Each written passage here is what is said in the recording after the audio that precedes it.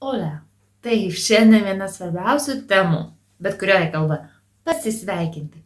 Olia yra tinkamas pasisveikinimas tiek formaliuose, tiek neformaliuose situacijose. O kaip pasisveikinti priklausomai nuo dienos meto. Taigi, iš ryto buenos dias. Sveikinomės nuo tuomet, kai pabundam, iki maždaug pietų metų. Nepamirškime, kad ispanai pietauja truputėlį vėliau, maždaug apie 1-2 valandą.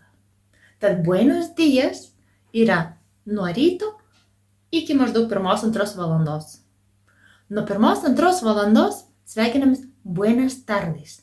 Tai yra laba popietė arba labas vakaras arba labas ankstyvas vakaras, nes sveikinamės nuo pietų meto, kaip sakiau, 2 valandos iki vakarienės. O vakarienė ir vėlgi yra truputėlį vėliau. Tai maždaug apie 8-9 valandą. Taigi, buenas tardes nuo maždaug 2 iki 8-9 valandos vakaro. Paskui sveikinamės buenas noches. Labos nakties. Iš tikrųjų, šis pasisveikinimas tinka tiek pasisveikinant, tiek atsisveikinant. Nes bet kuriuo atveju linkime geros nakties. Nepriklausomai nuo to, eisim švęsti, mokytis, toliau dirbti ar miegoti ilsėtis. O jei nori išmokti daugiau pasisveikinimų ar atsisveikinimų ir nenori laukti sekančio video, rašyk žinutę.